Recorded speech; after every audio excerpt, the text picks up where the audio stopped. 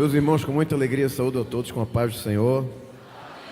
Estou muito feliz de poder estar aqui, rever meu amigo, pastor Marcelo. E foi verdade o que ele falou, eu sou mais velho do que ele, né? Eu vi no semblante de vocês aquela expressão, nem parece, né? Mas eu sei que foi o que vocês pensaram. E eu tenho uma história com o pastor Marcelo. Nós fomos jovens no mesmo tempo ali em Carpina e construímos uma amizade. Era muitas vezes o meu confidente quando eu estava no campo missionário, mandava e-mail para ele, e a vida da gente vai tomando, né, outros rumos, a gente vai perdendo o contato, mas o carinho, a consideração, o respeito, a admiração permanecem, e eu estou muito feliz, né? Eu tenho grande admiração, não apenas pelo pastor, mas pela sua família, e me sinto privilegiado de tê-lo como alguém que fez parte da minha história também. Feliz de rever os ilustres servos de Deus, pastor Jaime, pastor Luiz Ferreira, evangelista Zé Amaro, evangelista Isaac, os companheiros que estão aqui, meus amigos. Eu tenho amigos muito, muito queridos aqui em Caruaru. Fiquei muito feliz quando eu soube que tinha uma caravana lá do Ceará, aquela terra maravilhosa. E mais ainda quando eu vi que tinha conterrâneos meus aqui, né? Quando eu soube que tinham, não sei se são amazonenses, né? Mas soube que vieram de Manaus, e quem vem da terra do Tambaqui, do Matrinchã, do Jaraqui, do Cupuaçu, do Açaí, é privilegiado. E eu estou muito feliz com tudo isso. Glória a Deus. Quantos vieram ouvir a voz de Deus, meus irmãos? Eu também. Quero convidá-los a abrirem as Bíblias no segundo livro de Samuel. Eu queria ler alguns versículos. Segundo livro de Samuel, capítulo 11. Agradecer ao meu pastor por me permitir me presentear com essa escala e compartilhar desse momento com vocês, e felicitá-los pelo tema tão especial, tão oportuno, em um tempo que se dá muita ênfase a outros aspectos e às vezes se esquecem de alguns que são muito importantes. Feliz de rever Jessiquinha, louvando ao Senhor aqui com vocês. Segundo Samuel, capítulo 11, versículo 1 diz: E aconteceu que, tendo decorrido 1 ano, no tempo em que os reis saem para a guerra, enviou Davi a Joabe e a seus servos com ele, e a todo Israel, para que destruíssem os filhos de Amon e cercassem Rabá. Porém Davi ficou em Jerusalém. E aconteceu a hora da tarde que Davi se levantou do seu leito. Olha a hora que ele levantou. A hora da tarde, Davi se levantou do seu leito e andava passeando no terraço da casa real, e viu do terraço a uma mulher que se estava lavando, e era esta mulher muito formosa à vista. E enviou Davi e perguntou por aquela mulher, e disseram: Porventura não é esta Batseba, filha de Eliã e mulher de Urias, o heteu? Então enviou Davi mensageiros e a mandou trazer, e entrando ela a ele, se deitou com ela, e já ela se tinha purificado da sua imundície, né? Tinha terminado o ciclo menstrual. Então voltou ela para sua casa, e a mulher concebeu, e enviou e fê-lo saber a Davi, e disse: Pejada estou. Então enviou Davi a Joabe, dizendo: Envia-me Urias o heteu. E Joabe enviou Urias a Davi. Até aqui, porque essa história é bem conhecida. E eu fiz questão de ler essa passagem do capítulo 11, porque o texto que nós acabamos de ler, ele é o pano de fundo que leva Davi a compor o Salmo 51. Quando você se depara na sua Bíblia com essa expressão, Salmo de Davi para o cantor mor, na verdade é uma descrição que evidenciava que esse salmo não era apenas algo do aspecto devocional de Davi, não foi apenas algo que ele compôs em virtude do momento que ele estava atravessando, mas havia ali uma orientação para que esse salmo fizesse parte dos momentos de culto, dos momentos de celebração, até porque ele tinha um aspecto didático que está embutido no salmo. No versículo de número 13 ele diz: então ensinarei aos transgressores os teus caminhos, e os pecadores a ti se converterão. Apesar de ter sido uma experiência extremamente dolorosa, que trouxe consequências terríveis, que deixou marcas indeléveis em Davi, ele faz com que essa experiência, ademais de se tornar objeto de inspiração para uma canção que marcou a sua vida, ele coloca isso de maneira didática. Você sabe que a música tem esse aspecto de educar, né, de fixar informação na gente. E esse é um dos aspectos do Salmo 51. Ele queria, porque existe esse padrão, vamos dizer assim, na palavra de Deus. E eu gosto de citar Davi como uma das evidências desse padrão. Eu já vi algumas pessoas dizendo assim, que a única coisa boa de errar, isso para quem tem uma visão otimista, né? Para quem procura extrair algo positivo das piores circunstâncias, né? É que a única coisa boa de errar é que nós aprendemos com os erros. Mas existe um padrão no Espírito de Deus que melhora como a gente digere essa informação. É como se o Espírito Santo dissesse: é verdade, é bom quando a gente aprende com os próprios erros, mas é muito melhor quando nós aprendemos a partir do erro dos outros. E essa é uma das razões porque o Espírito Santo, ele não tem nenhum problema de evidenciar, de registrar, não apenas os êxitos dos homens e mulheres de Deus, mas ele deixa muito claro, à medida que a palavra de Deus é construída, os erros, as experiências, principalmente as consequências provenientes desses equívocos que são cometidos por alguns servos de Deus. Davi é, sem dúvida alguma, uma referência em muitos aspectos da vida cristã. Davi não é apenas reconhecido pela sua adoração.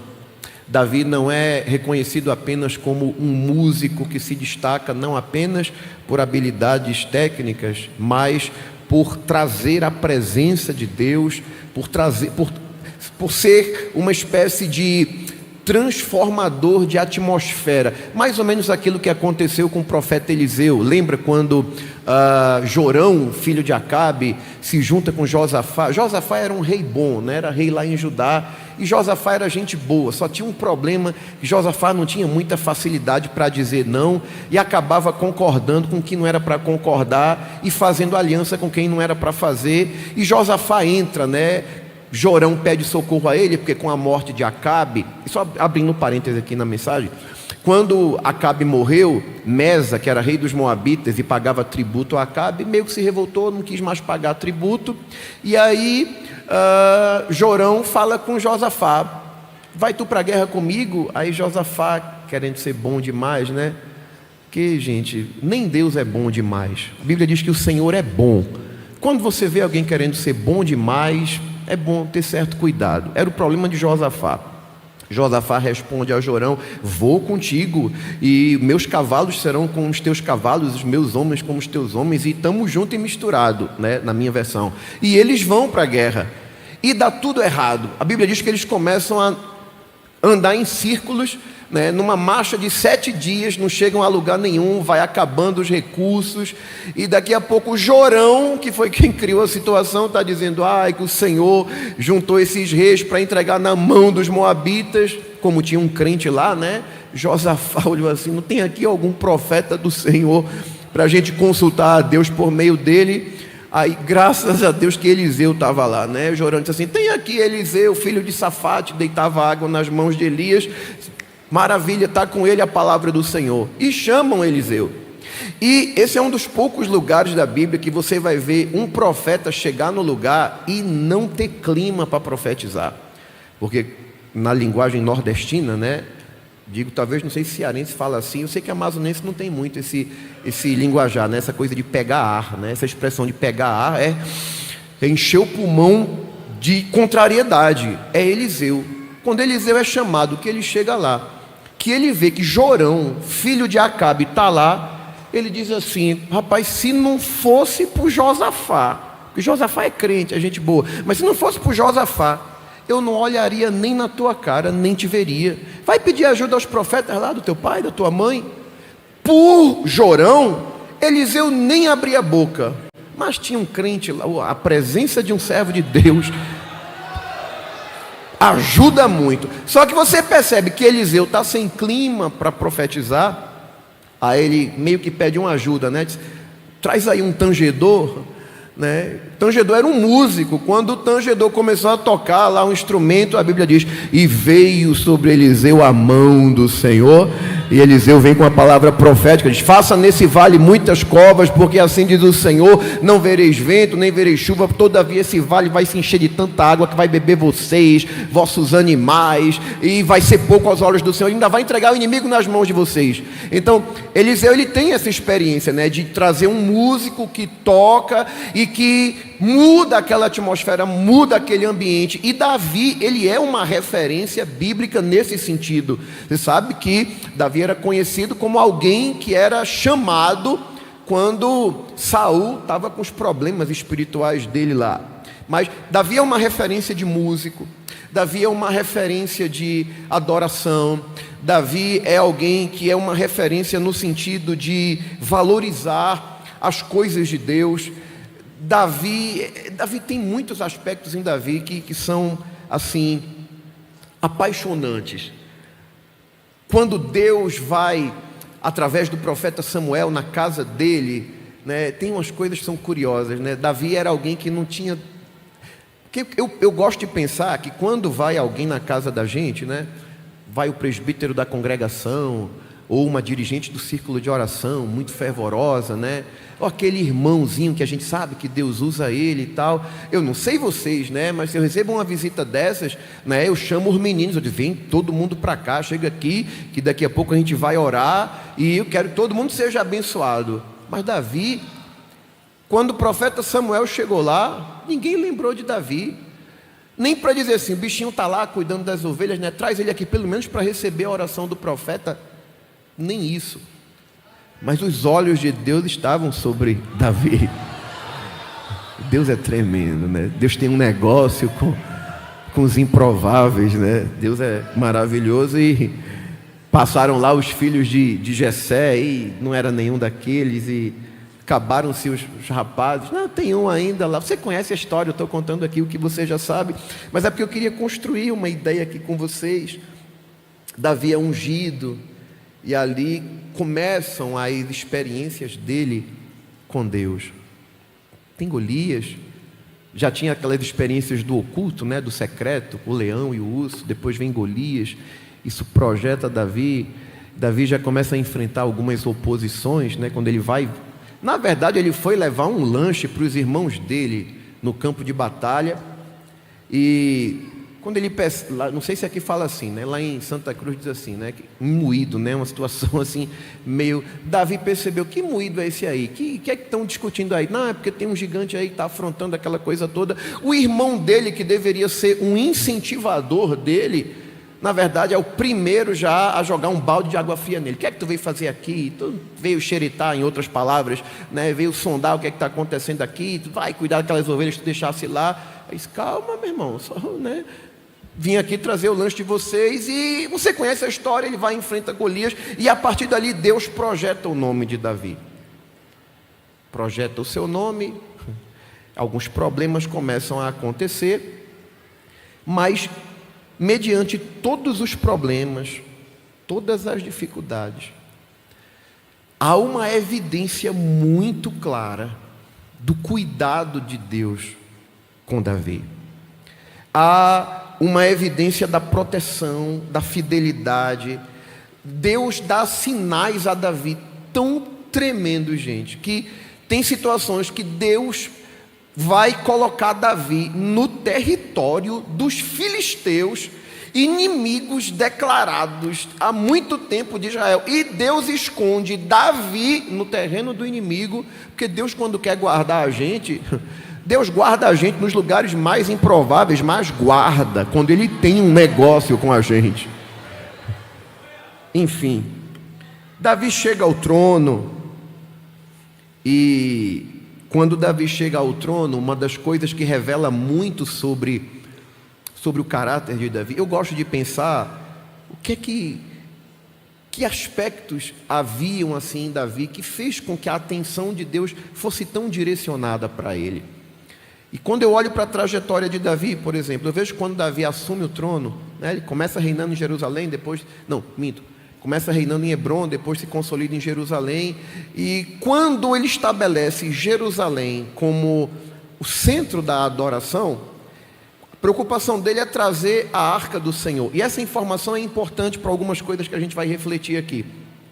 Ele manda trazer a arca do Senhor, bem empolgadão, com muita vontade, e ele faz do jeito errado, né? Mandou trazer a arca em cima de carros de boi, tinha lá um camarada, gente boa, né? Usar, porque eu gosto de pensar que Uzá era um servo bem intencionado. A arca lá resvalou, né? Meio que pendeu, e o bichinho estendeu a mão para segurar, e quando estendeu a mão, foi fulminado, morreu na hora, acabou o clima ali, né? Do que estava acontecendo, estragou o dia.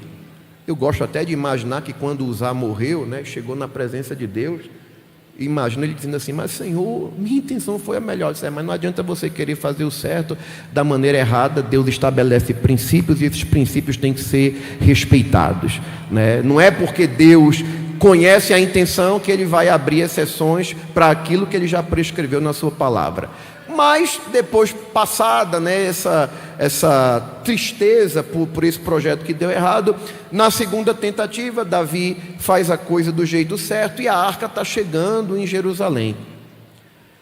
E quando a arca está chegando em Jerusalém, aí você vai ver Davi quebrar todos os protocolos da realeza. Aí você vai ver Davi no meio do povo, pulando, saltando, se alegrando. Isso é curioso, porque enquanto Davi está lá, feliz da vida, pulando no meio do povo. Por quê?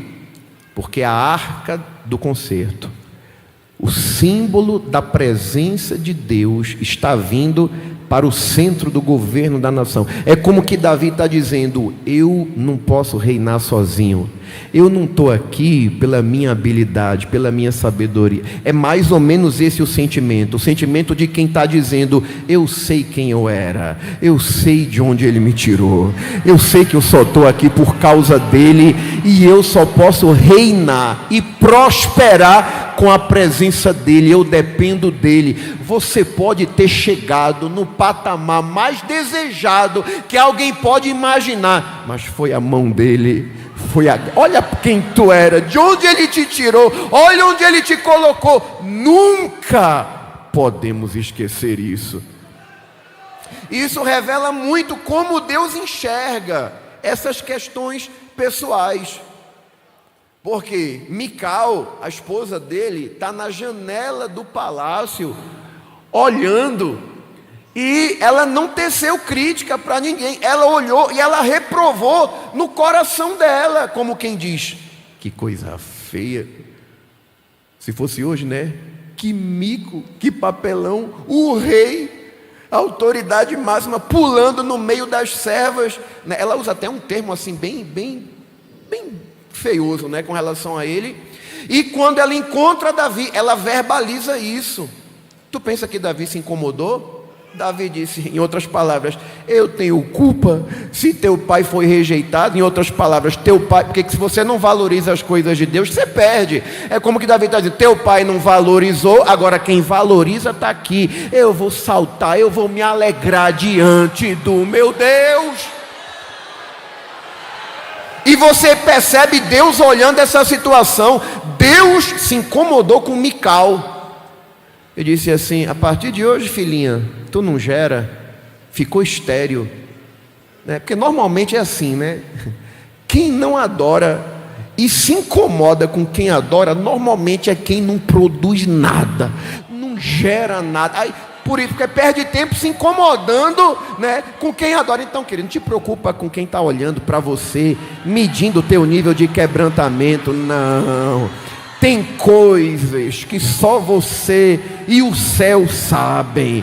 Tem trajetórias da tua vida, tem caminhos que tu sabe que se não fosse Ele, a gente não passaria de jeito nenhum. Às vezes alguém não entende, né, o porquê de certo quebrantamento. É porque são particularidades que Deus tem com seus improváveis. Se você entende isso que eu estou falando, deixa eu abrir um parêntese aqui para tu levantar a mão e dar um glória para o Deus de Davi. Aleluia.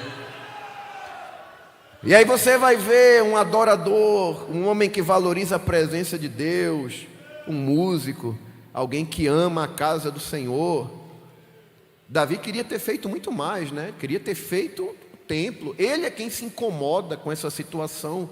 Rapaz, isso aqui não está certo. Eu habito num palácio, a casa, a arca do Senhor está lá debaixo de cortina e tal. E é onde você vai ver, né? O profeta, desculpa a expressão, pastor, né? Parece que o profeta vazou corrente aqui, né? Porque quando Davi disse assim: não, eu vou fazer uma casa para o meu Deus, aí o profeta disse: vá mesmo, faça, Deus é contigo.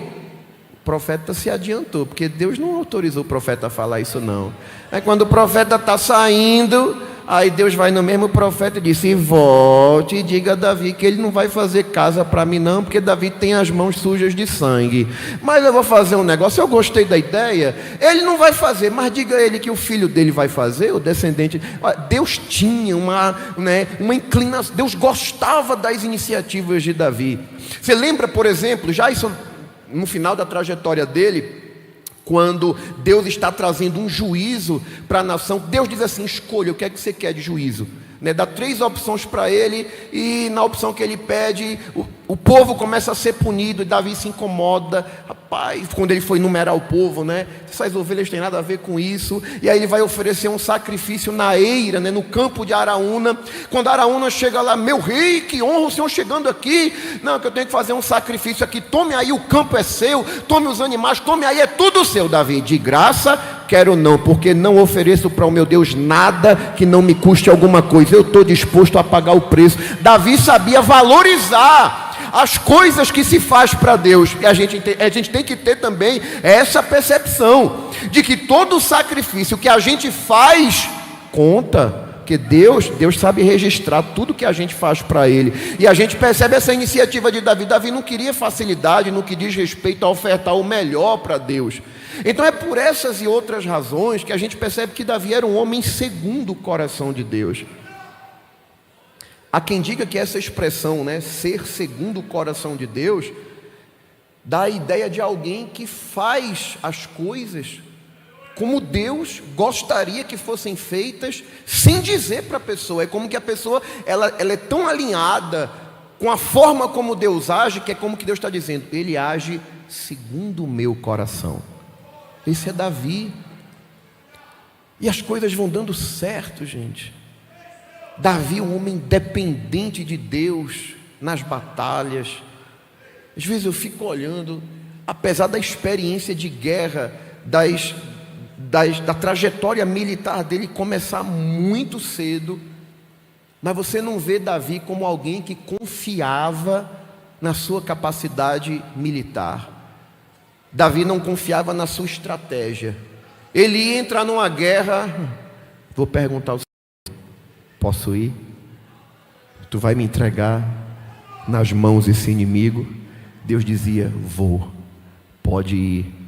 E às vezes Deus ainda dizia: agora você vai e faça assim. Davi esperava de Deus até a estratégia. Num tempo em que a gente está vivendo em que muita gente não quer ouvir nem conselho de pai, nem conselho de pastor, nem conselho de ninguém, né? Em um tempo onde muita gente está mais pedindo opinião do ChatGPT, né? Do Grok, das inteligências artificiais, Davi era alguém: eu posso ter todos os recursos ao meu dispor, mas eu ainda entendo que a melhor estratégia é aquela que vem do alto. Glória a Deus. Aí eu sinto que Deus está sendo tão pontual com alguém aqui. Aleluia. E as coisas vão dando certo. E eu acho que eu já comentei isso aqui em outros momentos com vocês. Porque sempre que eu tenho oportunidade de falar sobre Davi, essa é uma das lições que eu acho que é interessante mencionar. Uma das coisas que nós aprendemos com Davi é que um dos momentos mais perigosos da nossa trajetória é quando as promessas de Deus se cumprem. Porque é uma coisa interessante: enquanto Davi está debaixo de perseguição, debaixo de inveja, de investida, de luta, de angústia, você vai vendo o cuidado de Deus, levantando amigos verdadeiros, né, como Jonatas, né, você vai vendo Davi compondo salmos extremamente inspirados, e enfim, quando as promessas se cumprem, e agora Davi está no ambiente da tranquilidade, baixou a guarda, já tem um exército, já tem um comandante, um capitão bem capacitado. Joabe resolve, né, esses BOs aí do reino. Em um tempo em que os reis costumavam sair à guerra, Davi ficou no palácio, acordando tarde, bem tranquilo, em um ambiente de cumprimento de promessas, onde a gente alcança muito do que Deus falou. Há uma tendência natural que faz com que nós baixemos a guarda. Eu sou feliz pelo que Deus cumpriu, mas tá tranquilo, pastor, levanta tarde, vai dar um passeio assim no terraço. Esse é um texto um tanto controverso, né? Eu já vi alguém criticando Batseba por estar tomando banho no terraço. E já vi gente defendendo ela porque dizia: mas ela estava tomando banho no terraço porque não tinha homem na cidade, né? A turma de 21 anos para cima estava tudo na guerra, com exceção do rei que estava relax, né? E eu tive a oportunidade de visualizar mais ou menos a distância onde Davi estava para o possível local onde Batseba se banhava. Era muito perto. E quando ele viu, ele desejou, e quando ele desejou, criou a situação e mandou chamar, e aconteceu o que aconteceu. Quando você observa alguns detalhes do texto bíblico, a Bíblia diz que Batseba era filha de Eliã. Eliã aqui é um nome masculino, e isso é curioso porque o fato do pai dela ser nomeado dá a entender que ele era alguém de destaque. Quando você vai para a galeria dos valentes de Davi, você descobre que Batseba, se é filha do mesmo Eliã, esse Eliã era um dos valentes de Davi. E esse Eliã era filho de um homem chamado Aitofel, que era um conselheiro de guerra. Você vai perceber que a falta de vigilância de Davi criou um caminho de consequências terríveis. É um abismo chamando outro abismo. Ele possui Batseba, Batseba engravidou. Ele tenta encobrir a situação chamando Urias. Urias é um homem fiel, leal, de caráter. E eu até às vezes uso o exemplo de Urias. Eu não queria, mas tem que falar a mensagem completa, né? Tem que falar. É porque às vezes a gente está tão acostumado com essa ideia, né, de triunfalismo, de que tudo tem que dar certo sempre, de que se você é fiel, se você anda certinho, tudo tem que dar certo para você. Mas, gente, no mundo real, na Bíblia completa, nem sempre é assim. Porque Urias é um exemplo de caráter, de fidelidade, de lealdade. Urias é um homem que Davi diz assim: eu vou empurrar vinho nele, porque ele vai ficar, meio queimado, vai chegar em casa, vai dormir com a nega velha dele, e daqui a pouco vai pensar que o filho é dele. A estratégia era essa. Mas Urias é o quê? Meus irmãozinhos estão lá na guerra, se cortando tudinho no campo de batalha. Eu dormi com a minha esposa, eu durmo aqui no terraço. Quando Davi viu, não teve jeito, escreve uma carta, manda pela mão de Urias, chega lá e entrega a Joabe. Quando Joabe lê a carta, olha a instrução de Davi: coloca Urias na frente do exército, no local onde a batalha é mais intensa. Quando a coisa estiver pegando, retirem-se de trás dele, para que ele fique só e morra. E olha o cinismo de Davi: não te pareça mal este negócio, porque a espada consome tanto a um quanto a outro. Quem escreveu isso foi um homem segundo o coração de Deus, porque parou de vigiar. E deixa eu abrir outro parêntese aqui, para dizer uma coisa que eu não posso ficar devendo: não existem supercrentes.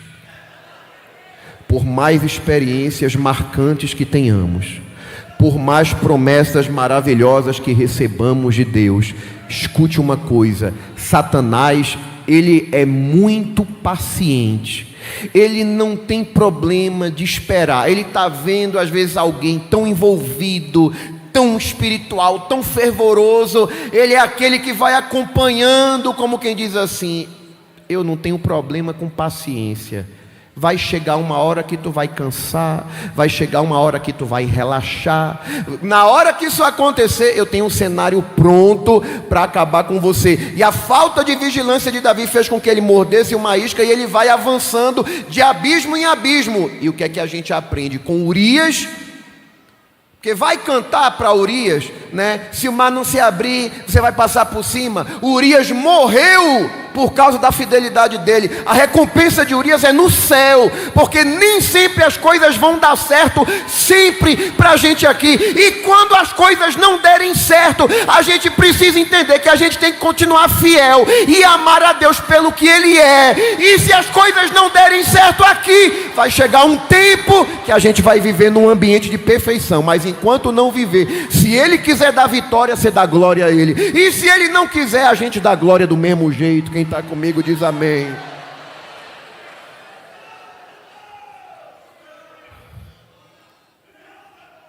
E o que é pior, Urias morre e Davi nem aí. Natã vai com muita sabedoria, porque Natã exerce o ministério profético sem ferir o princípio de autoridade. A gente está vivendo um tempo, onde muita gente se traveste de profeta, de advertidores do reino. Não tem nada a ver com o padrão bíblico. Natã não foi expor Davi publicamente. Natã foi falar em particular, e faz isso com muito respeito e temor. Rei, tem um negócio para te contar. Tinha um homem que ele tinha muito gado, muitas ovelhas, muitas novelhas. Ele tinha um homem pobrezinho, só tinha uma cordeirinha lá, pequenininha e tal. E era a única coisinha que ele tinha, dormia abraçadinho com ela. E esse homem que tinha muita coisa, pegou a única cordeira desse homem pobre e matou e tomou. E Davi se encheu de ira e disse: digno de morte é esse homem. Natã: esse homem é o Senhor. Pequei contra o Senhor.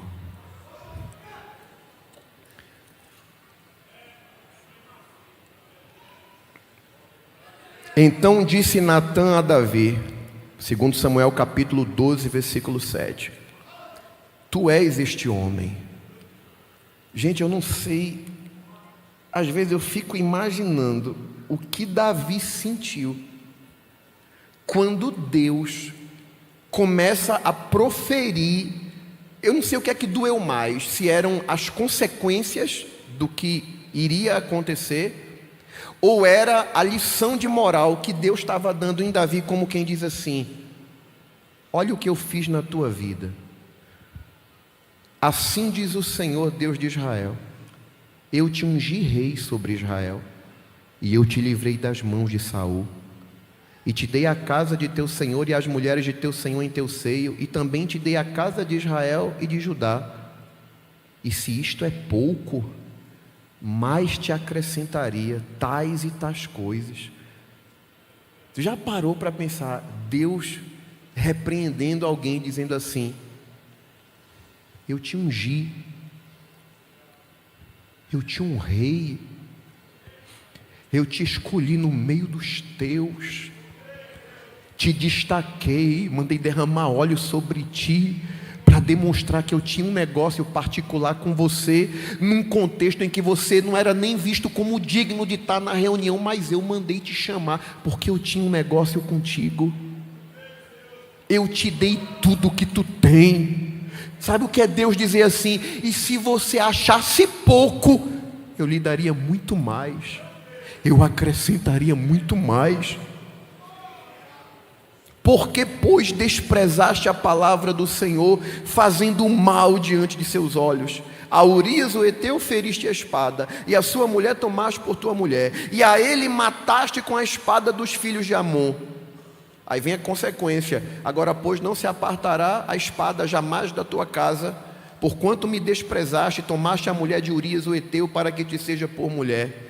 Assim diz o Senhor: eis que suscitarei da tua mesma casa o mal sobre ti, e tomarei tuas mulheres perante os teus olhos, e as darei a teu próximo, o qual se deitará com tuas mulheres perante este sol. Porque tu o fizeste em oculto, mas eu farei este negócio perante todo Israel e perante o sol.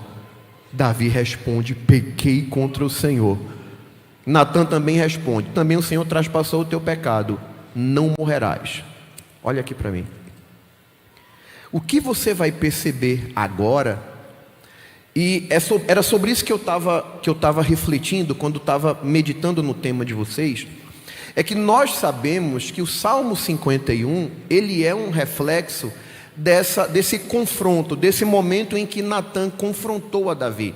Agora, o que não se sabe é se essa inspiração ou a iniciativa de compor esse salmo veio imediatamente após essa repreensão, ou se deu enquanto Davi estava enfrentando as consequências do seu ato.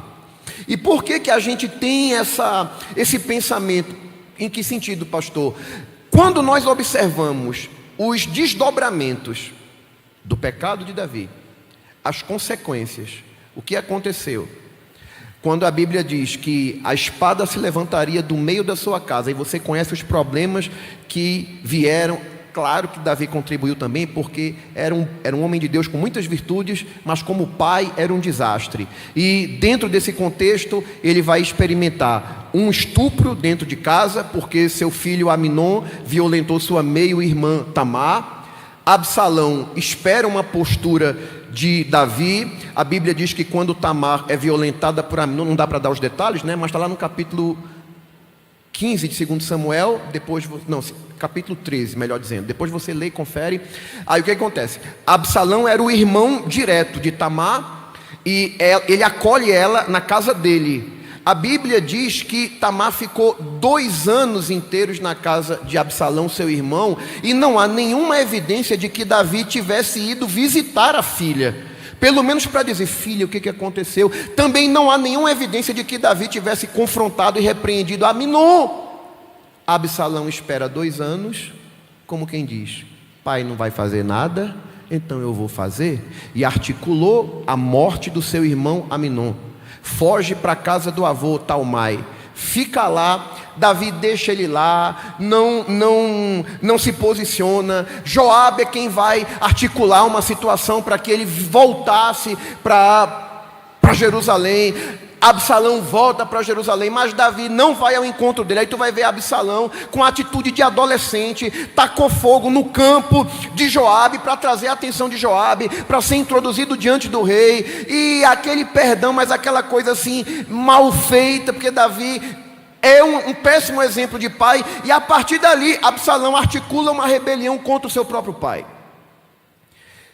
E aí você vai ver que Davi tem que fugir às pressas de Jerusalém. Entenda que tudo isso aqui está no contexto do Salmo 51, foi o tema que vocês escolheram, e eu estou querendo construir esse pensamento com vocês. Quando Davi foge, isso está no segundo livro de Samuel, capítulo 15, versículo 17 diz: tendo, pois, o rei com todo o povo, tendo, pois, saído o rei com todo o povo a pé, pararam num lugar distante, e todos os seus servos iam ao seu lado, como também todos os quereteus, e todos os peleteus, e todos os geteus, 600 homens que vieram de Gate a pé, caminhavam diante do rei. Versículo 23, e toda a terra chorava a grandes vozes, passando todo o povo. Também o rei passou o ribeiro de Cedron, e passou todo o povo na direção do caminho do deserto. Curiosamente, a expressão ribeiro de Cedron também é traduzida ou conhecida como vale escuro. Davi está fugindo às pressas, com os pés descalços, em prantos. Por quê? Porque seu filho se levanta contra ele, está articulando a sua morte. Lembra que eu te falei que o avô de Batseba é Aitofel, um excelente conselheiro de guerra. Tudo leva a crer, isso está nas entrelinhas, que por causa da vergonha que Davi trouxe para Batseba, para a família dela, meio que para dar um paliativo na família, ele traz Aitofel para servir no palácio com ele. Só que Aitofel estava lá como quem diz assim: estou trabalhando com Davi, estou aqui junto dele, mas na primeira oportunidade que eu tiver, eu acabo com ele. E foi justamente isso, quando Absalão se levantou, Aitofel colou com Absalão para ser o conselheiro de Absalão. Davi pensa: estou acabado. Onde é que eu quero chegar? Quando Davi está em fuga, aparecem alguns companheiros leais, alguns servos leais. A gente poderia citar Itai, que era esse um estrangeiro que se uniu a Davi. E poderíamos citar também, e é nesse caso aqui que eu queria chamar a sua atenção, Zadok. Zadok era um sacerdote que tinha levitas ao seu dispor. E quando ele sabe do golpe que Davi está sofrendo, preste atenção, ele vai até Davi com a arca da aliança. Você lembra que a gente falou sobre como Davi valorizava a arca da aliança, o símbolo da presença de Deus? Então Zadok, ele meio que na melhor das intenções, ele entende: eu sei que o rei está passando um momento crítico, está passando um momento difícil, então eu vou mostrar minha lealdade e eu vou chegar para ele, para apoiá-lo de uma forma que eu sei que tem relevância para ele. Eu vou levar a arca da aliança para ele. Só que Davi, ele está tão destruído emocionalmente, e é por essa descrição que eu entendo que o Salmo 51, a composição dele aconteceu mais ou menos envolvendo esses acontecimentos. Por quê? Porque quando Zadok chega com a arca, Davi diz: leva de volta. Davi, ele tem a seguinte compreensão: não adianta trazer a arca, não adianta ter a arca comigo, se eu não estou seguro de que Deus ainda me ama, de que Deus ainda se agrada de mim.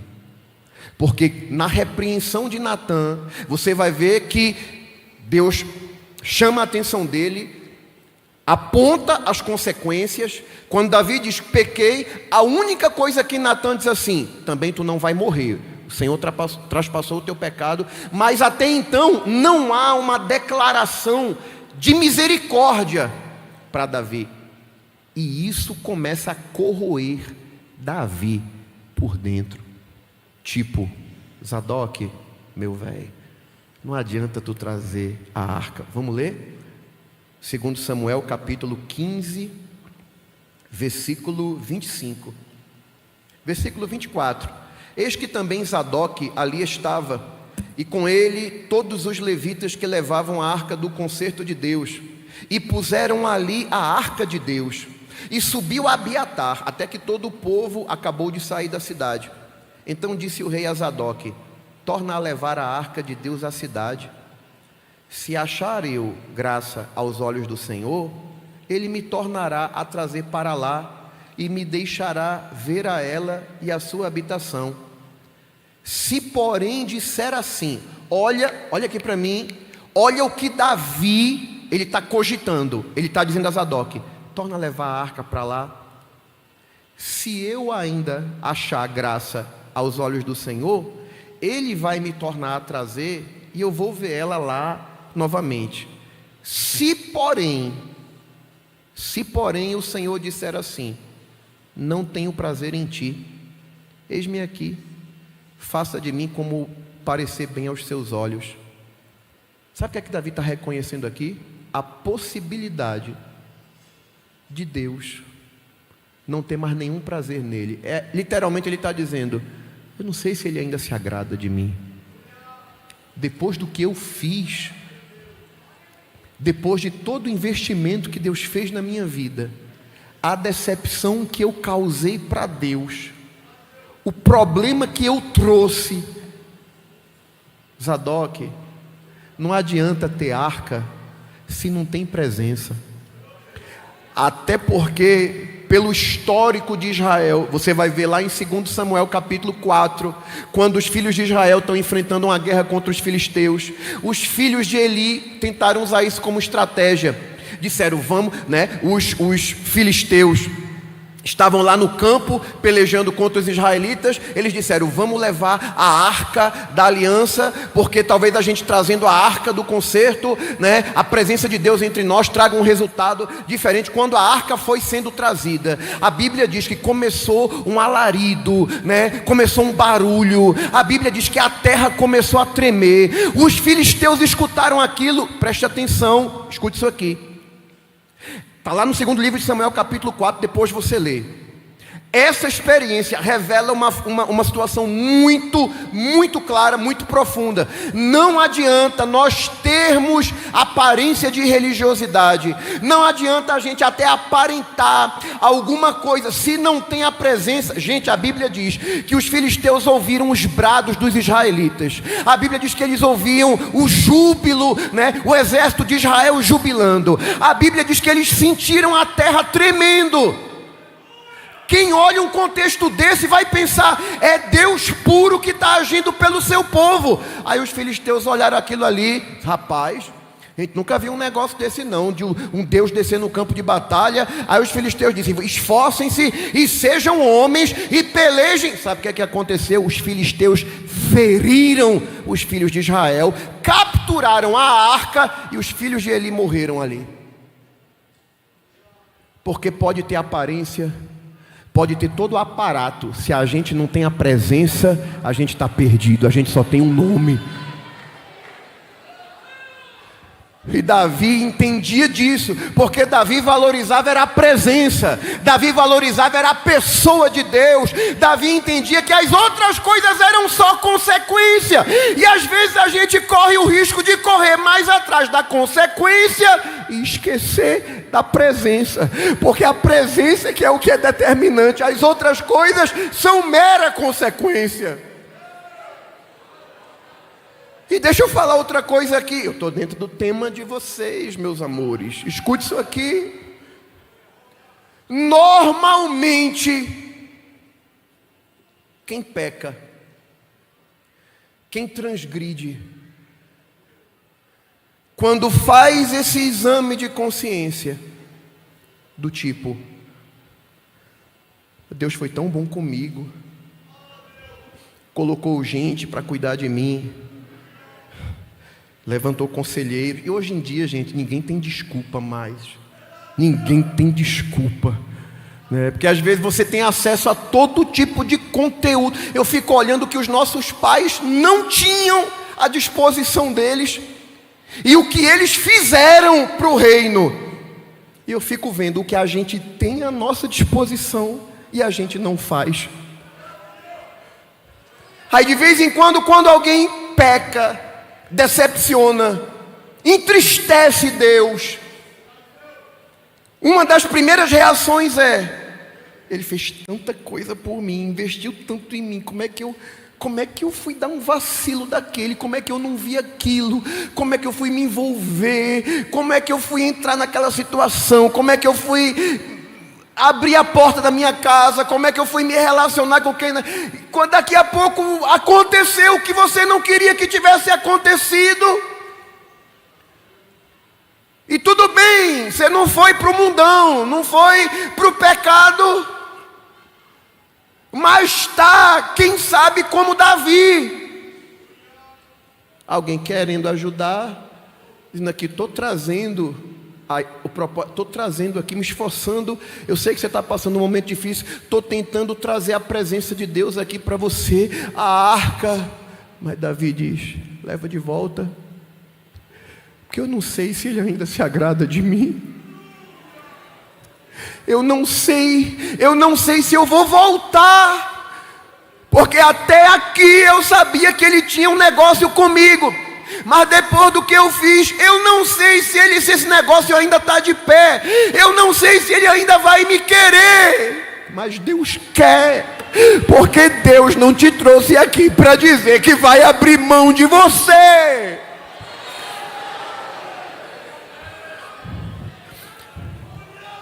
Se ele se agradar de mim, eu estou aqui. E se não, ele faça como bem parecer aos seus olhos. E ele vai caminhando. Versículo 30 diz, subiu Davi pela subida das oliveiras, subindo e chorando e com a cabeça coberta, e caminhava com os pés descalços, e todo o povo que ia com ele cobria cada um a sua cabeça, e subiam chorando sem cessar. Tem choros que a gente não queria chorar, por coisas que a gente não queria que acontecesse. Mas deixa eu falar uma coisa, quando Deus chamou Davi, ele sabia, ele conhecia a trajetória de Davi, conhecia o coração de Davi. Será que ele ainda tem algo comigo, pastor? Tem.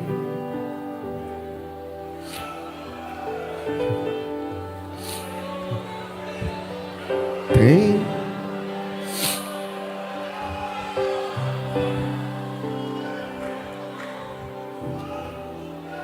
No momento de muito choro, aí alguém chega com uma notícia terrível. Subiam chorando sem cessar, versículo 31. Então fizeram saber a Davi, dizendo: olha, Davi, também Aitofel está entre os que se conjuraram com Absalão. Quando Davi soube disso, eita, Absalão só é uma coisa, não tem experiência, mas Absalão aliado com Aitofel, e agora? Aí Davi faz uma oração: Senhor, transtorna o conselho de Aitofel. Aí, porque tem coisas, escute, tem coisas que Deus não vai dizer, Ele vai demonstrar. Eu vou dizer de novo, tem coisas que Deus não vai dizer, Ele vai demonstrar. A notícia de Davi, que deram a Davi, foi uma notícia terrível. Ele disse: Senhor, transtorna o conselho de Aitofel. Quando ele termina essa oração, ele terminar de falar isso, a resposta chegou na hora. E aconteceu que, chegando Davi ao cume para adorar ali a Deus, eis que Usai, o arquita, veio encontrar-se com ele, com veste rasgada e terra sobre a cabeça. Davi entendeu que Usai era a resposta da oração que ele tinha acabado de fazer, quando ele disse: Senhor, transtorna o conselho de Aitofel. Que em outras palavras, Aitofel está lá para aconselhar Absalão, para me destruir, e se Absalão seguir a orientação dele, eu estou acabado. Mas transtorna, não permita que essa ferramenta que foi preparada contra mim prospere.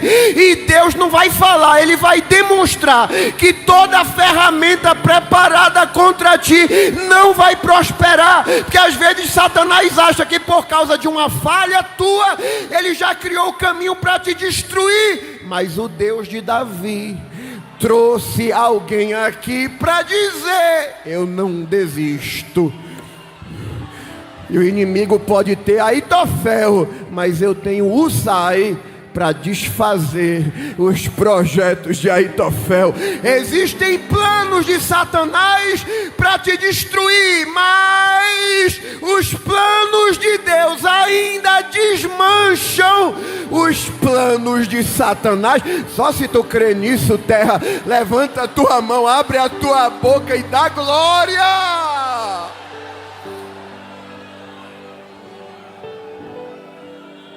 Pastores, a gente entende que Davi discerniu na hora. Isso aqui é o cuidado de Deus. Porque Husai, quando apareceu, é como que Husai chega com aquela mensagem: Davi, eu estou contigo, eu vou contigo. Davi entendeu: não, meu amigo, não é para tu estar aqui comigo não. Eu estou traduzindo o sentimento aqui. É como que Davi diz assim: não, tu és uma resposta de Deus, tu és uma estratégia de Deus, tu és uma demonstração do cuidado de Deus comigo, porque Aitofel está lá querendo me destruir. Eu acabei de orar, você chegou aqui, tu quer passar comigo? Se tu passar comigo, tu vai ser pesado para mim. Sabe o que a gente aprende com isso? Um crente, um servo de Deus, fora do lugar que é para ele estar, ele é um peso. Agora, no lugar certo, ele é um instrumento para desmanchar a estratégia do Satanás. Olha só, disse Davi: se passares comigo, ser-me-ás pesado. Porém, se tu voltar para a cidade, se tu disser a Absalão: eu serei, ó rei, teu servo, como fui dantes servo de teu pai, assim agora serei teu. Eu costumo dizer que quem fundou o Mossad foi Davi. Plantou um agente secreto no palácio de Absalão como serviço de contra-espionagem. Quando Aitofel deu o conselho, Husai estava lá como quem diz: Absalão, eu estou aqui fechado contigo, ajudei meu pai, mas agora eu vou ajudar você. O conselho de Aitofel até foi mais ou menos, agora eu tenho um conselho melhor. Absalão ouviu o conselho de Husai, a estratégia de Aitofel caiu por terra, e Deus demonstrou a Davi: eu não desisti de você, eu amo você quando você está bem, mas quando você erra, reconhece que errou, aceita a consequência e não deixa de amar a minha presença. Eu vou demonstrar que eu não abandono você, Davi.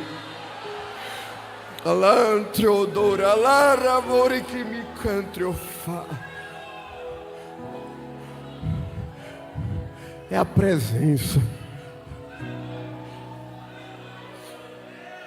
Tu está mesmo achando que Davi está preocupado porque perdeu o palácio, porque perdeu o trono temporariamente, porque está sem exercer a autoridade da coroa? Não. Quando tu olha para o Salmo 51, contra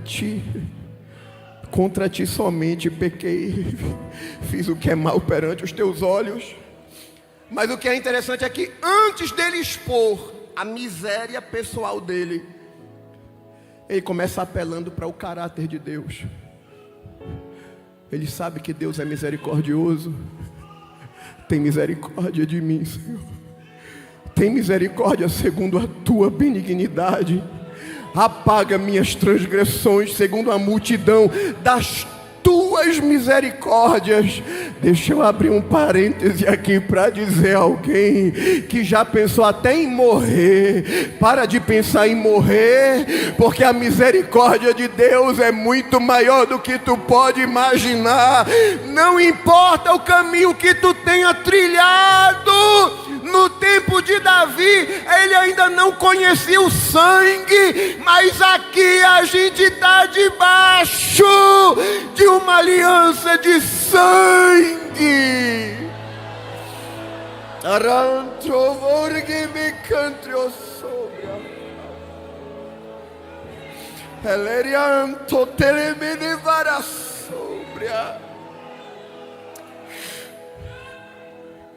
Em um tempo em que tanta gente valoriza mais a aparência, valoriza mais o status, valoriza mais a posição, valoriza mais a vitrine da rede social. Davi está lutando com Deus. Como eu estou preocupado com isso, não. Eu não quero saber de coroa, de trono, de palácio. Eu não posso perder uma coisa: não me lança fora da tua presença, nem retira de mim o teu Espírito Santo, porque dá para viver sem muita coisa, gente.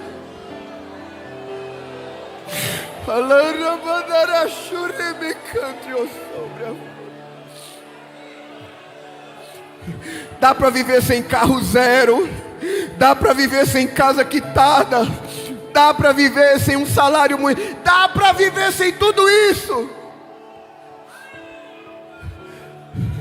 Que muitos de nós não tínhamos nada disso, e a gente era feliz por causa de uma presença. Era um amarelinho na mesa, mas a graça sobre a vida da gente, a presença dentro da casa da gente.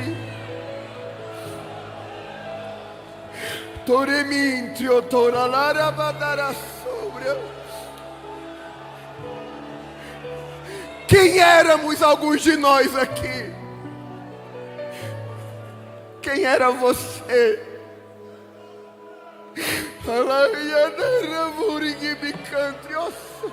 Eu sinto uma graça. Eu não sei você, terra, mas eu estou sentindo uma graça de Deus. É isso que faz a gente ter prazer de viver.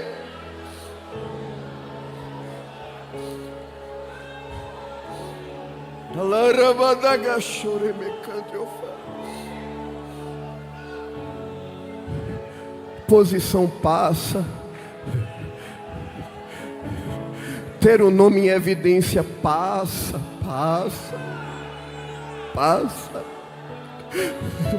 Os amigos mais leais às vezes morrem, vão embora, mas no vale da dor, nos momentos de decepção, tem uma presença que não decepciona a gente nunca. Levante a sua mão, adore a Ele nesta noite. E você que chegou aqui,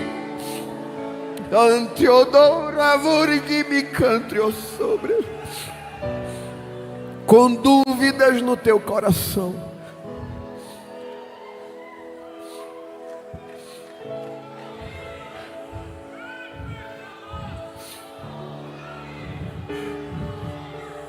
você que chegou com dúvida: será que Ele me perdoou, pastor? Será que Jesus me perdoou? Alguns de vocês, o problema não é saber se Jesus te perdoou, porque Ele já te perdoou. O problema é você se perdoar. E pare de duvidar da eficácia do sacrifício do sangue de Jesus, porque Ele é poderoso para tirar essa dúvida, essa vontade de morrer de dentro de você.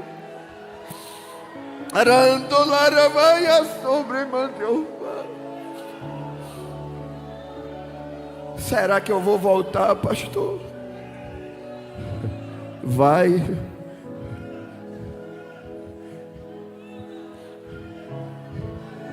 Porque o que sustenta Davi não é uma arca. O que sustenta Davi é a presença dele. O que sustenta Davi é o Espírito. Esse canto aí dentro do teu coração que diz para você: eu sou dele, ele é meu, ele é o meu amado, ele é o meu amado, ele é a razão de viver, ele é o motivo pelo qual vale a pena existir. A presença dele e a misericórdia, o amor dele é maior do que os teus fracassos, Davi.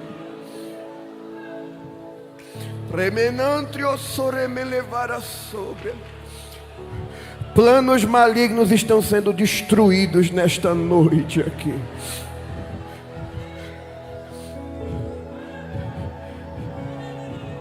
Alguém achava que tua história ia acabar, mas o Deus de Davi te trouxe aqui. E Ele vai criar em você o que ainda não existe, para te ajudar. Porque essa expressão, cria em mim um coração puro, criar ali no hebraico é bara, é criar a partir do que não existe. Veja que quando fala de um coração puro, ele diz cria. Quando fala de um espírito reto, ele diz renova. Porque tem aspectos de um coração puro que é como que Davi estivesse dizendo, eu não tenho.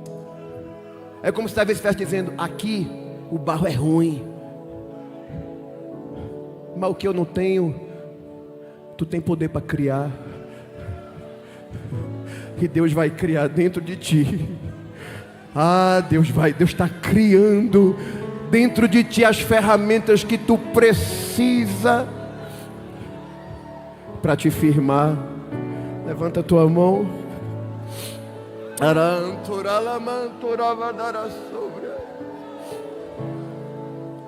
Ele nem vai te lançar fora, nem vai retirar o Espírito Santo dele, dá em nada.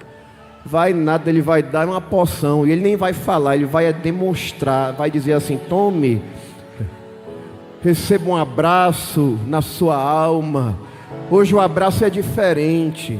Não é aquele abraço de poder. E eu gosto disso, eu gosto do Pentecoste, do Teté, eu gosto de tudo isso. Mas tem noite que a gente está precisando de um abraço do Pai da gente.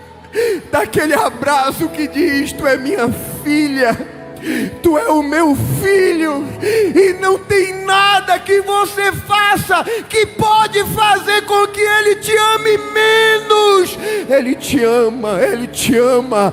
Recebe nessa noite um abraço de amor do teu Pai.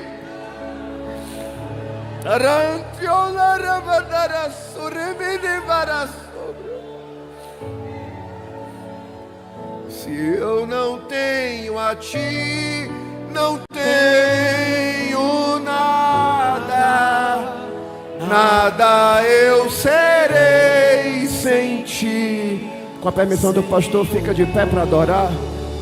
Só tua presença é o que me basta, eu te levarei por onde eu for. Declare: se eu não tenho a ti, não tenho nada, nada eu serei sem ti, Senhor. Receba a graça de Deus nesta hora. Só tua presença é o que sentimentos de rejeição sejam destruídos em nome de Jesus.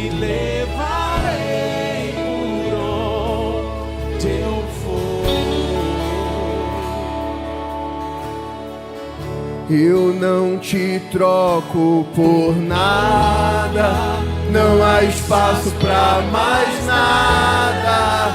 Todo vazio que havia em mim, hoje é sua morada. A minha alma buscava e nada me completava. A tua presença é o que faltava em mim. Minha vida foi transformada.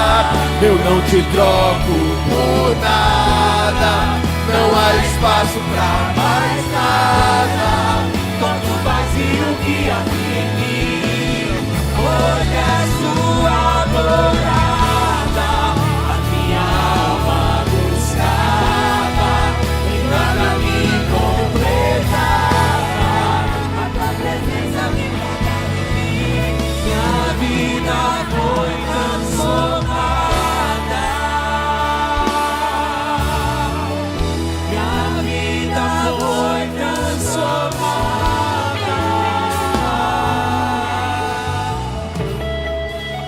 Distante de ti, Senhor, não posso. Levante a sua mão para adorar.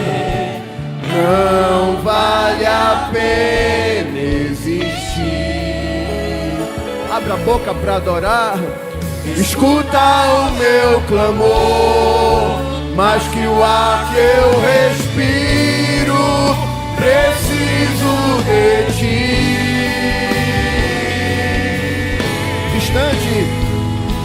Distante de ti, Senhor, não posso viver. Não vale a pena existir. Escuta o meu clamor, mais que o ar que eu respiro, preciso de ti.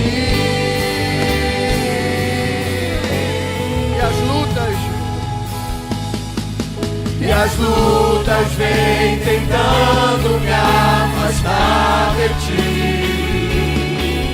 Frieza, escuridão procuram me cegar, mas eu não vou desistir. Ajuda-me, Senhor, eu quero permanecer contigo até o fim. Distante de ti, Senhor. Só a igreja.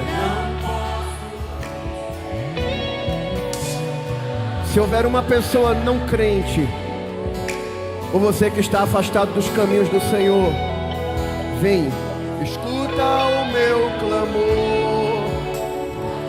Onde está a primeira vida para Jesus? Venha. Nós queremos orar por você.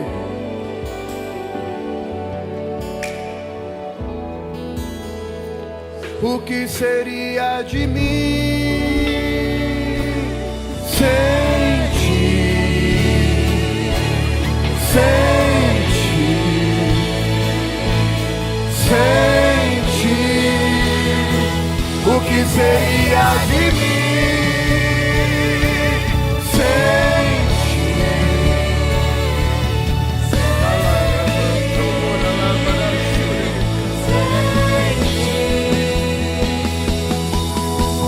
Curve a sua cabeça, eu quero orar por vocês. Espírito de Deus,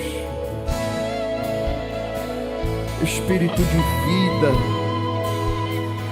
Espírito que testifica com o nosso espírito, que nos faz clamarmos, Abba Pai. Aqui estão teus filhos. Aqui está uma geração tão bombardeada, tão atacada. Espíritos de acusação, apontamentos de fracassos que muitas vezes querem se sobrepor à tua graça. Nós sabemos que tu não tens o culpado por inocente, mas sabemos pela tua palavra que todo aquele que confessa suas transgressões e as deixa, alcança misericórdia. E nesta noite visita teus filhos que precisam de um abraço de misericórdia, de renovo.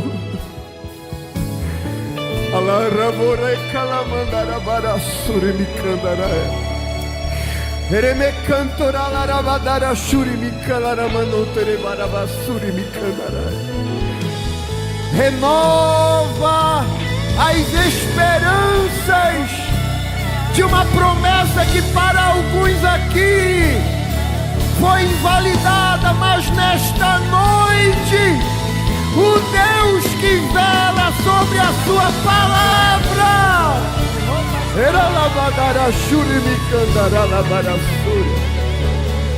renova, levanta, coloca de volta no lugar o que os fracassos da caminhada desarrumou.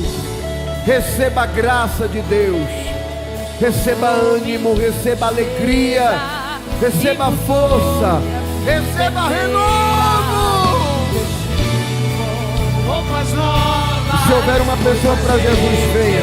Minha cabeça me deu um lugar na mesa. O meu Pai me rega. Duas vidas se renderam para Jesus na galeria, estão orando por elas agora. Onde está a terceira vida? Venha em nome de Jesus. Escutamos o momento. Te amo, meu Pai. Declare isso. Eu me aprendo desse amor. E sem ti eu sei que vou.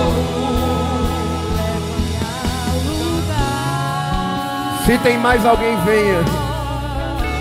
Ah, como é bom estar aqui, gente. Como é bom sentir essa presença aqui com vocês. Obrigado, pastor.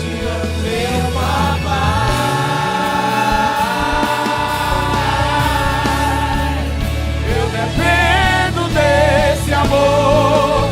E sem ti eu sei que vou. Levante a mão para adorar Jesus. Levante a mão para declarar que você ama Ele. Você já disse para Deus que ama Ele nessa noite? Se ainda não disse, levante a sua mão, declare uma palavra de amor nesta noite. Diga para o Senhor: eu te amo, Senhor. Tu és o meu Deus. Tu és o meu Senhor. Aonde está mais uma vida, a terceira vida para Jesus essa noite? Você que está em casa, você que está acompanhando pelo YouTube essa transmissão, e você quer entregar também sua vida para Jesus, você vai escrever aí agora nesse chat e coloca aí: eu entrego minha vida para o Senhor. Aonde está a terceira vida? Já chegou pelo YouTube, né? Onde está a quarta vida para Jesus? Olha aí se do seu lado tem alguém que não é crente. Observe. Talvez você trouxe essa pessoa. Talvez você convidou esse seu amigo, essa pessoa da sua família, veio com você essa noite. Diga para ele, diga para ela: meu amigo, hoje é o dia. Está vindo ali, ó. Quarta vida, jovens, está vindo para Jesus.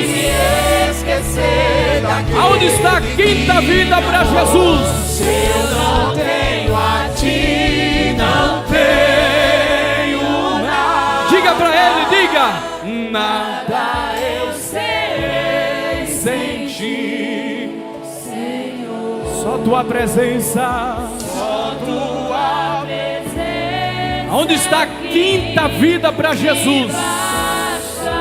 Duas aceitaram Jesus lá na galeria, uma pelo YouTube, uma aqui na frente do altar chorando.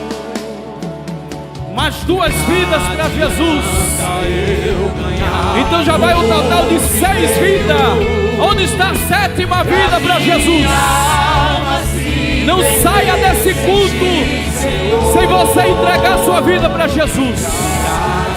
Talvez você já foi crente, já cantou no coral da igreja, já se viu ao Senhor, está afastado dos caminhos do Senhor, mas hoje é o dia que Jesus marcou para te trazer de volta para o seu caminho. Nada eu serei sem ti, Senhor. Só tua presença é o que me basta. Eu te levarei por onde. Se eu não tenho a ti, declare: Se eu não tenho a ti, não tenho. mais uma vida. Mais uma vida está chegando para Jesus. É a sétima vida dessa noite. Você que está em casa, você que está assistindo pela televisão, do computador, do notebook, do celular, volte para Jesus esta noite. Entregue sua vida ao Senhor esta noite. Jesus quer te salvar. Jesus quer te salvar. Sétima vida chegando aqui, jovem. Quem sou eu? em teu Levante a mão amor, para declarar e dizer: tua presença. onde está a oitava vida para Jesus? Onde está a oitava vida para Jesus? Sou eu sem teu amor, Senhor. Sua presença. Tua presença. Declare nessa noite para Jesus. Basta. Quem sou eu sem teu amor? Se eu não tenho a ti, levante a mão para dizer: se eu não tenho a ti, Não tenho nada, nada eu sei. chegou a oitava vida aqui, ó. Só tua presença é o que me passa. Vamos ouvir só a igreja. Se eu não tenho a ti, duas vidas estão descendo ali, ó. Duas. Levante a mão, levante a mão. Nada eu sei sem ti, Senhor. Segura aí, segura aí. Levante a mão, só os jovens aqui, ó. Levante a mão. Você crê que há um poder de Deus na tua mão? Levante a mão para declarar nessa noite. Levante a mão para declarar nessa noite. Porque Jesus vai visitar casa de jovens. Jesus vai visitar lar de jovens. Jesus vai visitar pais de jovens. Jesus vai visitar família de jovens aqui nesta noite. Levante a mão, levante, segure ela. Se eu não tenho a ti, diga: se eu não tenho a ti, Não tenho nada, nada eu sei sem ti. lá na galeria com o irmão Lucas, mais uma vida para Jesus. É a 11ª vida para Jesus nessa noite. Mais outra vida aceitando a Jesus na galeria. É a 12ª vida nesta noite.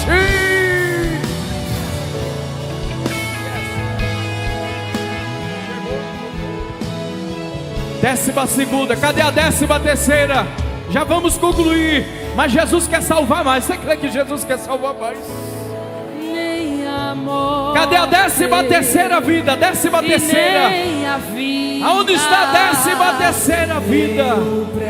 É noite de salvação. É noite que Jesus está dizendo: eu não desisto de você. Satanás disse que Deus tinha desistido de você, mas é mentira do diabo. Deus está bradando em Caruaru nessa noite, e Deus está dizendo: eu não desisto de você. Eu não desisto de você. Eu não desisto de você. Vou me separar de ti. O teu amor me atraiu. Cadê a 13ª vida para Jesus? Você que está em casa, você que está em casa, entregue sua vida para Jesus. Consolador, Vamos encerrar com esse hino, vamos dizer: não sai daqui. Meu peito dói, minha alma chora. Se tu sair, tem coragem de fechar os olhos para cantar esse hino? Tem? Fecha os olhos, fecha os olhos. Consolador, Fecha os seus olhos. Consolador, mora em mim. Cadê a 13ª vida para Jesus? Um vazio quando estou longe de ti. Declare e diga para Ele: Perdoa o meu coração. olha quantos jovens chorando, se derramando na presença do Senhor. Aleluia!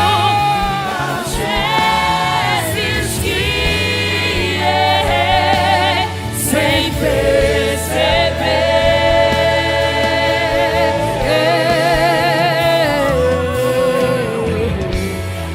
mas não afaste sua presença. Cante esse hino em forma de oração ao Senhor. Seus frutos me fazem.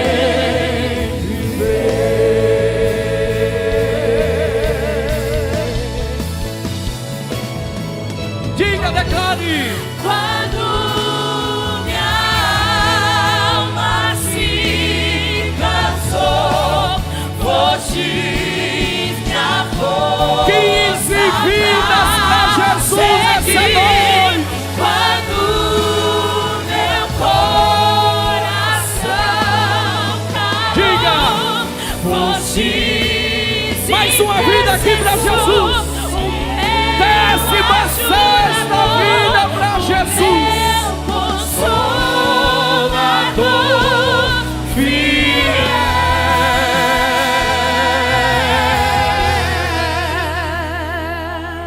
Cadê a 17ª vida? A 16ª já chegou aqui. Jesus quer salvar mais.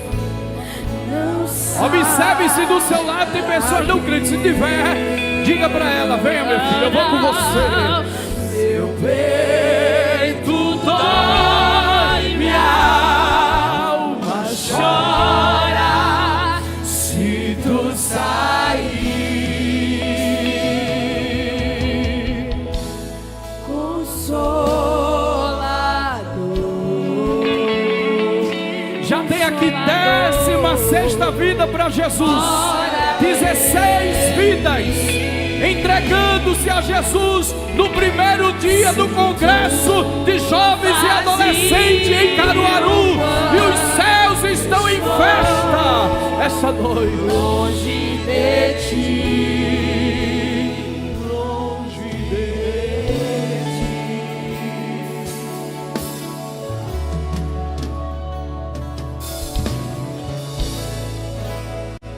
Aleluia! Quantos estão felizes por essa noite maravilhosa? Glória a Deus! Já estaremos concluindo, orando pelas vidas. Quero agradecer de coração as caravanas, né, que se fizeram aqui presente, de Toritama, presbítero Mongenildo, leve nossa gratidão, pastor Severino Júnior, a de São Caetano, o diácono Davi, leve nossa gratidão também ao pastor. Também a de Agrestina, agradecer pessoalmente ao nosso amigo, o pastor Luiz Ferreira, Deus abençoe ter estado aqui conosco. E a caravana de Bezerro, presbítero Aleph, leve nossa gratidão também ao pastor, juntamente com todos os irmãos que acompanharam.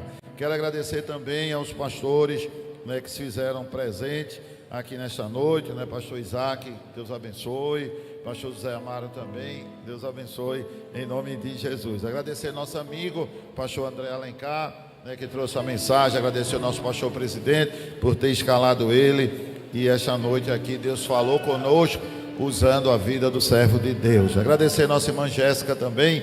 Deus abençoe. Jéssica sempre é bem-vinda aqui conosco, em nome de Jesus. E a cada família que participou da abertura, amém? Em nome de Jesus. Amanhã tem mais, amanhã é o segundo dia, teremos o culto introdutório a partir das 16 horas, o culto introdutório amanhã, e o culto oficial a partir das 18 horas, amém?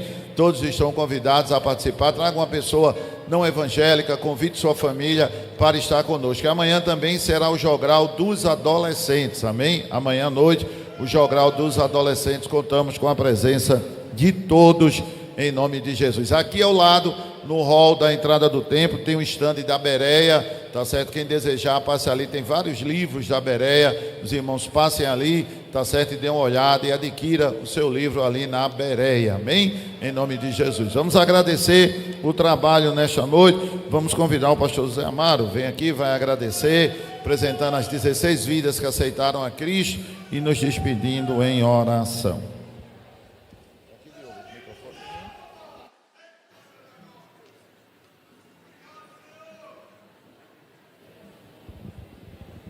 Cumprimento a igreja com a paz do Senhor.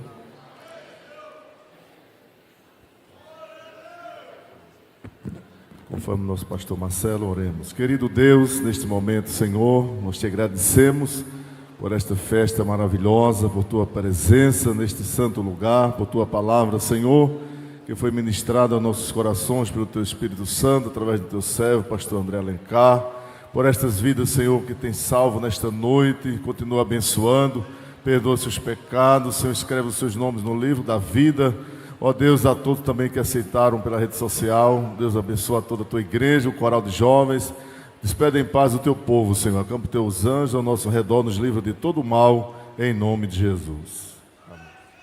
Amém. Que a graça de nosso Senhor Jesus Cristo, o amor de Deus, a comunhão e as consolações do Espírito Santo, seja com toda a igreja, desde agora e para todos sempre. Amém.